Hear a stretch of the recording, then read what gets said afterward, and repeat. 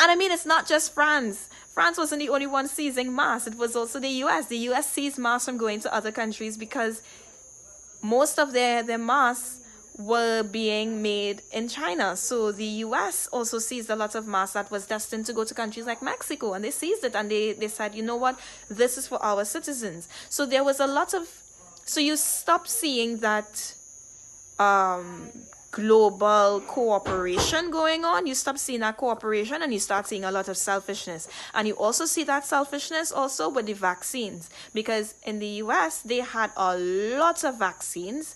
They had lots and lots of vaccines being stored in warehouses, and persons, when the pandemic started to slow down, and then again it started to rise again because the cases started to rise, a lot of those vaccines were being stored in warehouses, and some states, as in international states, they were asking for vaccines to be donated, and they could not get the vaccines at all because of they were not necessarily able to pay for those vaccines, right? But the US hoarding its vaccines and other nations hoarding their vaccines and buying vaccines en masse more than they needed to vaccinate their entire populations 2, 3, 4 times over, created gross imbalances in developing nations' ability to take care of their populations. So now you see the breaking of social contracts with governments from less developed countries and the obligations they have to their citizens, whereas the developed world were able to meet that obligation 4 or 5 times over. And you even go further to see where it is the pandemic gets to its height with the 3rd and 4th wave, where it is other nations are saying, well, you need to take a booster, a first booster and a second booster. So in addition to the 2 shots, you now have 4 shots. And now persons are now beginning to wonder, is this vaccine as effective as it needs to be? Which is creating a mistrust in the vaccines. So there's a lot of politics that play off. Right? And there's also a lot of social inequalities that were enhanced during that time. Now, for those of you who don't know, I am in education, right?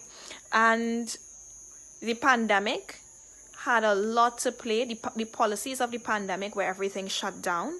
You see the reinforcement of certain divides between the haves and the have-nots, particularly in education. So everything, the ICT divide is what I'm going to talk about, because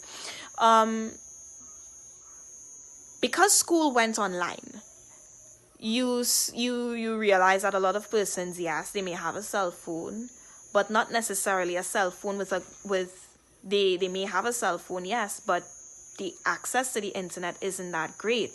And whereas those persons who could afford it could have multiple devices to continue with their education, there are a lot of others who could not, because they only have one device to share between multiple members of the family who have to do remote work, remote school, or remote business activities, because you couldn't have physical activities during the lockdowns.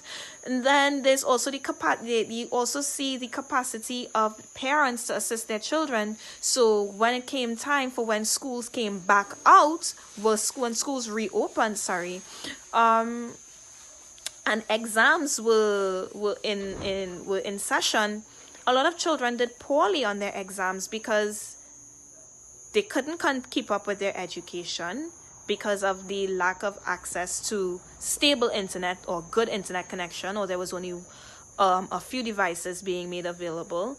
But there is also some parents are just not able to assist their children in the ways that they could, because they may not necessarily have had the education that they need to also assist their children, and that was simply reinforced during the lockdowns.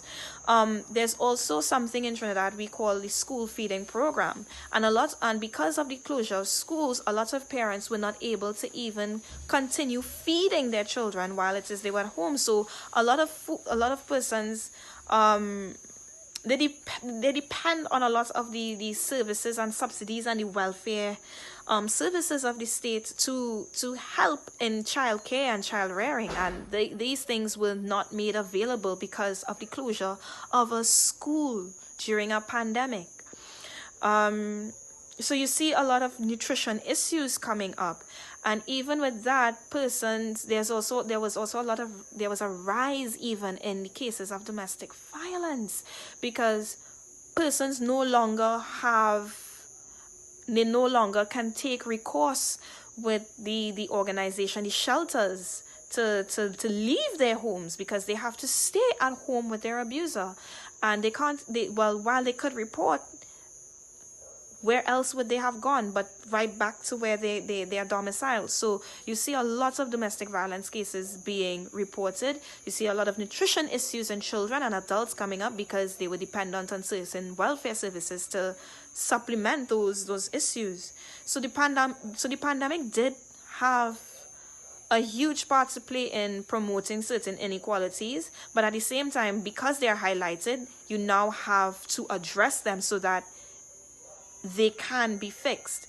So is there politics in a pandemic? Of course there is. So post World War II, we see the creation of this very, very famous institution known as the United Nations. And the United Nations, their mandate in some respects is peacekeeping and maintaining peaceful relations between states in the global parliament that the League of Nations failed to create, right? And the United Nations is actually a really good organization in that it spreads certain cultural values and norms that allow the world that we live in to be less conflictual. So they spread values, and there's an internationalization essentially of values that happens in states that are members of the United Nations, of which there are 193. The structure is this: you have your global parliament, which is the General Assembly, and then you have this very exclusive part of it, which is the United Nations Security Council. And it's the United Nations Security Council where things get very dicey when it comes to global governance, maintaining peace, and having peaceful relations between states.